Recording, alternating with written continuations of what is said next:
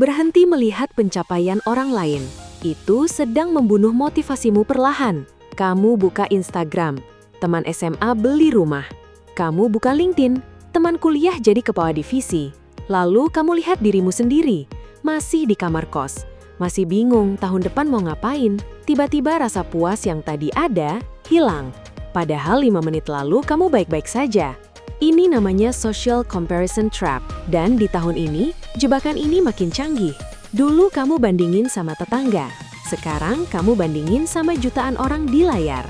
Aku punya teman, seorang guru les privat. Pendapatannya cukup, dia bahagia.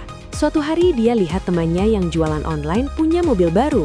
Tiba-tiba dia merasa gagal. Padahal sebelumnya dia nggak pernah kepikiran punya mobil. Dia cukup naik motor. Sekarang dia stres, sedih, dan mulai benci pekerjaannya. Padahal pekerjaannya sama. Kamu pernah ngerasa kayak gini kan? Tiba-tiba insecure karena lihat pencapaian orang lain. Padahal kamu nggak tahu perjuangan di balik pencapaian mereka. Kamu cuma lihat highlight. Dari buku Awaken the Giant Within, Anthony Robbins bilang, perbandingan adalah pencuri kebahagiaan. Bukan karena kamu nggak cukup baik, tapi karena kamu memakai ukuran orang lain. Penelitian psikologi sosial menunjukkan orang yang sering membandingkan diri secara sosial memiliki tingkat depresi 40% lebih tinggi. Di tahun ini, algoritma media sosial dirancang untuk memicu rasa tidak cukup. Setiap scroll, kamu disuguhi hidup sempurna orang lain. Rumah, pasangan, liburan, promosi. Kamu lupa bahwa media sosial adalah pertunjukan, bukan laporan tahunan. Sekarang aku kasih solusi dari Anthony Robbins. 4 langkah lepas dari perbandingan.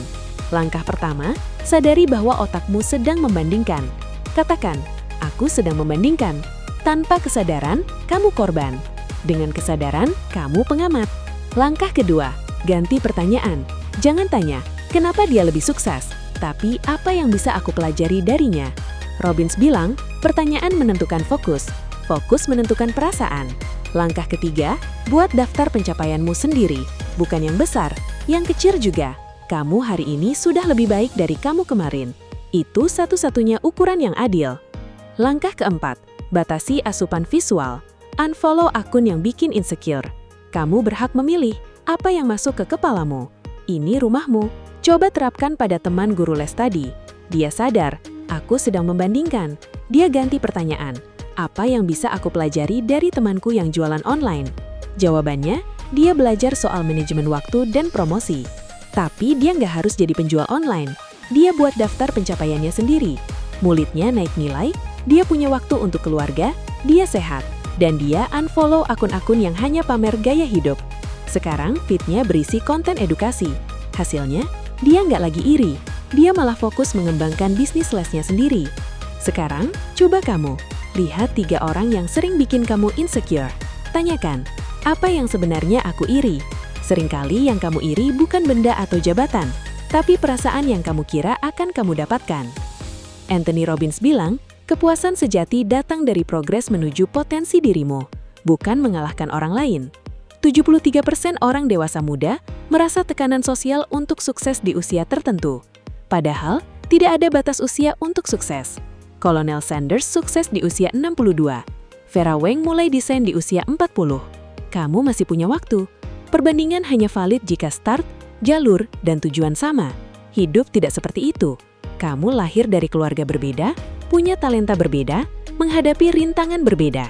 Maka membandingkan hasil hidup itu seperti membandingkan apel dan jeruk. Sekarang aku ajak kamu praktikan ritual pagi. Sebelum buka HP, tulis 1 hal yang kamu syukuri dari dirimu sendiri. Ini melatih otakmu untuk mencari kelebihanmu, bukan kekuranganmu. Lakukan 7 hari berturut-turut. Perhatikan perubahan moodmu. Kamu akan lebih jarang iri, lebih sering fokus ke target sendiri. Juga buat papan pencapaianmu di dinding. Tempelkan sertifikat, foto kebersamaan, catatan kecil kemenanganmu. Ketika rasa insecure datang, lihat papan itu. Kamu sudah sejauh ini. Robbins juga mengajarkan teknik reframing.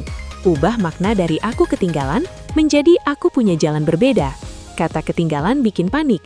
Kata jalan berbeda bikin penasaran. Kamu bisa memilih kata-katamu. Kata-kata membentuk realitasmu. Sekarang, coba lihat 3 area hidupmu. Karir, hubungan, kesehatan. Tulis progresmu 1 tahun terakhir. Jangan bandingkan dengan orang lain. bandingkan dengan dirimu tahun lalu. Kalau kamu maju, rayakan. Kalau stagnan, cari cara. Tapi jangan bandingkan dengan tetangga. Di tahun ini, tekanan sosial makin tinggi karena semua orang pamer di media. Tapi kamu punya kekuatan untuk tidak ikut permainan itu. Kamu bisa tetap di media sosial, tapi dengan kesadaran ini hanya pertunjukan. Ingatlah, feed orang lain adalah highlight reel. Feedmu adalah bloopers. Jika kamu bandingkan highlight orang lain dengan bloopersmu, kamu pasti kalah. Solusinya, buat highlight reel versi dirimu. Bukan untuk pamer, tapi untuk mengingatkan dirimu. Kamu berhak bangga dengan progresmu, walau masih kecil. Sekarang aku tantang kamu.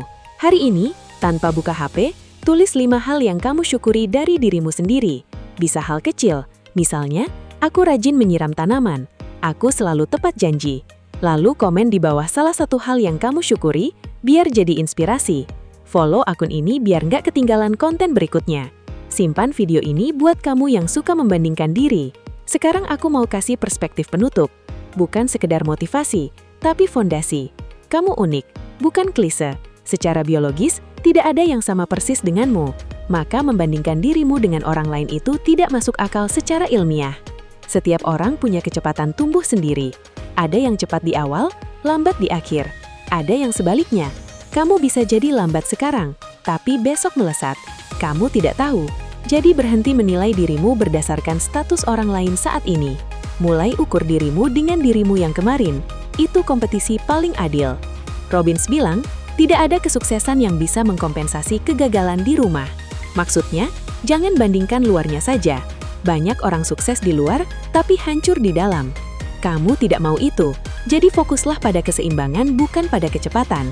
Kamu tidak akan pernah jadi orang lain, tapi kamu bisa jadi versi terbaik dirimu. Dan versi terbaikmu itu cukup, lebih dari cukup. Jadi mulai hari ini, setiap kali kamu ingin bandingkan, ingat, kamu berlomba di lintasanmu sendiri. Lihat ke depan, bukan ke samping. Karena satu-satunya orang yang harus kamu kalahkan adalah dirimu yang kemarin. Dan kamu sudah memulainya hari ini.